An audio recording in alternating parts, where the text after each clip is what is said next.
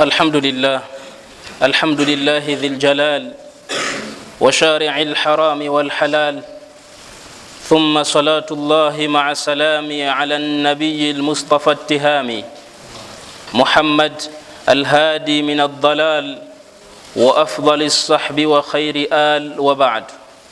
عباد الله، أوصيكم ونفسي بتقوى الله.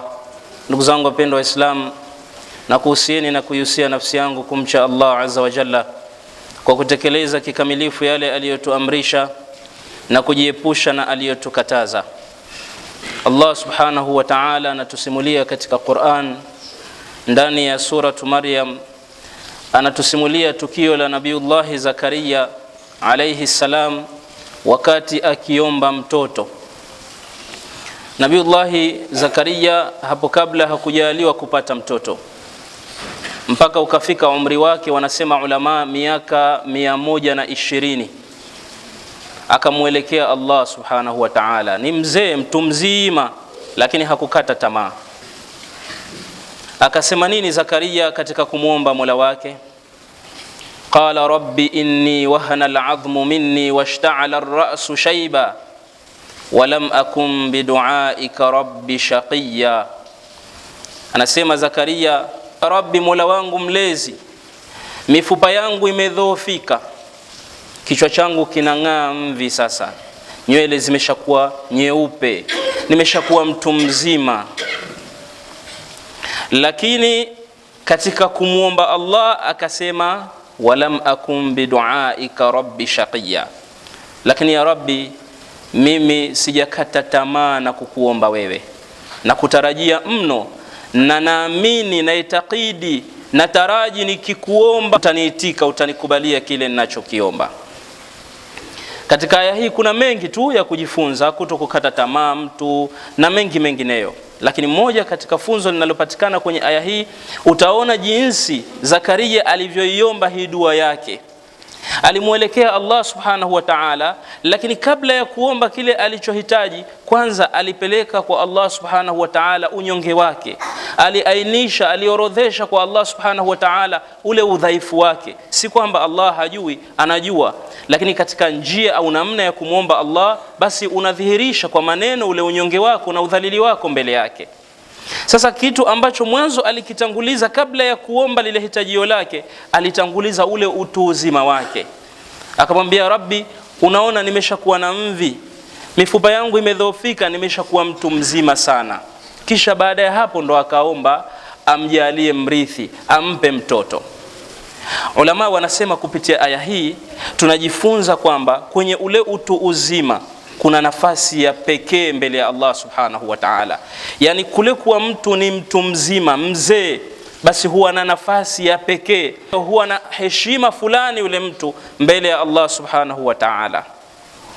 Na ndivyo ilivyo, kwa sababu Mtume sallallahu alaihi wasallam alisema katika hadithi sahih, hal tunsaruna wa turzaquna illa bidu'afaikum, hivi mnanusuriwa nyinyi na mnaruzukiwa si kwa sababu ya wale wadhaifu?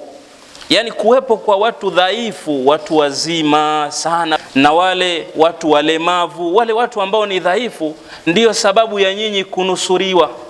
Na hili neno Mtume alilisema baada ya sahaba mmoja Saad alipodhihirisha, akawa anaona yeye kwamba yeye kwa vile ana nguvu kwa wakati huo, basi yeye ni bora kuliko wale watu dhaifu ambao hawezi kwenda mapambanoni.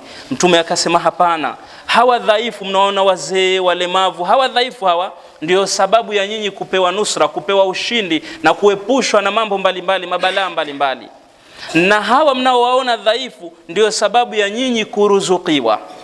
Kwa hiyo unapomuona mtu mzima, mzee, usije ukadhani ni mtu ambaye yake ameisha, hana thamani tena. Hapana, huyo mbele ya Allah subhanahu wa ta'ala, kwa ule uzee wake tu, basi ana heshima ya kipekee. Nimetanguliza maneno haya kwa lengo la kukuhusieni na kuyusia nafsi yangu juu ya suala la kuwaheshimu watu wazima, kuwaheshimu wazee, kwa sababu mtume wetu Muhammad sallallahu alaihi wasallam alitufundisha, akasema katika maneno yake, inna min ijlalillah ikrama dhi shaybati almuslimi, Hakika katika kumheshimu Allah, katika kumtukuza Allah, basi ni kule kumheshimu mtu mzima Muislamu. Mtume anasema kule kumheshimu mtu mzima, basi huko ndiko kumtukuza na kumheshimu Allah. Unapomheshimu mtu mzima, basi umemheshimu Allah subhanahu wa ta'ala, kwa sababu Allah kaamrisha umheshimu mtu mzima, jambo ambalo limekosekana kwa sisi vijana wa leo. Hasa mtu mzima anaweza kukufahamisha jambo ukamtolea maneno au ukamtukana. Imekuwa watu hawana heshima na wale watu wazima, watawapita hivi, hawasalimii, watawatolea maneno machafu, watawazomea wanga, yani heshima imekuwa haipo. Angalia katika Qur'ani, Allah subhanahu wa ta'ala wakati anatuhimiza suala la kuwafanyia wema wazazi, alisema vipi Allah? Wa qadha rabbuka alla ta'budu illa iyyahu. Jambo la kwanza akatuhimiza kuhusu tauhid, tuiepushe na shirki. Akasema Mola wako tayari ameshahukumu kwenu, mfuate hii sheria, lazima msimwabudu yoyote isipokuwa mumwabudu yeye peke yake. Jambo la kwanza. Lakini akasema vipi? Wa bil walidaini ihsana, na wazazi wawili muwafanyie wema. Kisha sikiliza maneno ya Allah, akasema imma yablughanna indaka alkibara ahaduhuma au kilahuma fala taqul lahumā uff wala tanharhuma wa qul lahumā qawlan karima.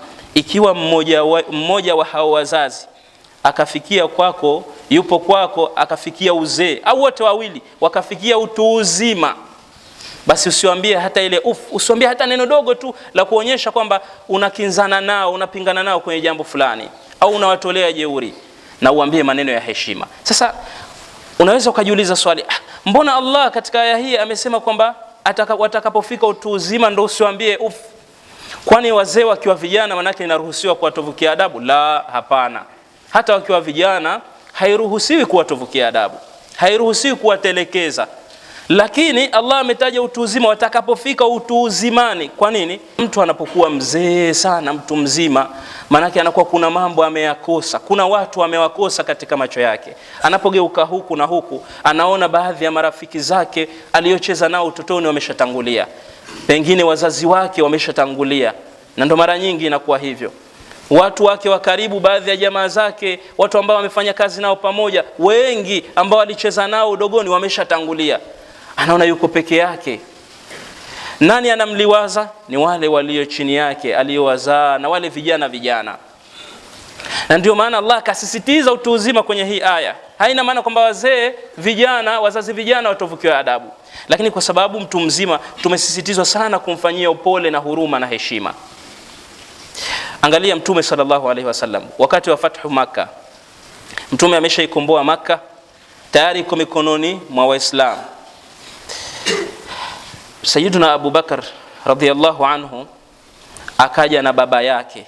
Baba yake Sayyiduna Abu Bakar alikuwa akiitwa Abu Quhafa, lakini jina lake ni Uthman ibn Amir. Huyu bwana alikuwa hajaslimu mwanzo, amekuja kuslimu. Baba yake Sayyiduna Abu Bakar amekuja kuslimu siku ya fathu Makkah.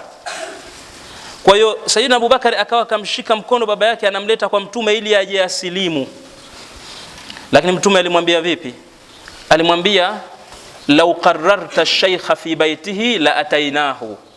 Mtume anamwambia Sayyiduna Abu Bakar, lau ungelimuacha mtu mzima nyumbani, sisi tungelimfuata. Hii ni kwa sababu ya heshima Sayyiduna Abu Bakar, lakini ni kwa sababu pia ya utu uzima wake. Kwa ile heshima yake kwa yule mtu mzima, akamwambia ungelimuacha nyumbani, ni mtu mzima, sisi tungelimfuata. Yani Mtume angelimfuata mtu ili akamsilimishe, ampe mwongozo kwa ufupi kuhusu Uislamu. Hakupenda vyema Sayyidina Abu Bakar kumchukua baba yake akiwa mzee kumleta hapa. Hii ndio ilikuwa heshima ya Mtume kwa watu wazima, lakini ndivyo alivyotufundisha sisi umma wake, tuwe na heshima kwa watu wazima, na tuelewe kwamba kama alivyosema mwenyewe Mtume sallallahu alaihi wasallam, mengi tunayoyapata, mengi yanayotuepuka ni kwa sababu ya zile dua zao wanazoomba, ule uwepo wao. Hawa watu wazima tunaoona ni dhaifu, na kwa hivyo lazima tuwafunze watoto wetu, na sisi vijana tulielewe hilo, tuwaheshimu watu wazima. Tukizungumza nao tuzungumze nao kwa heshima.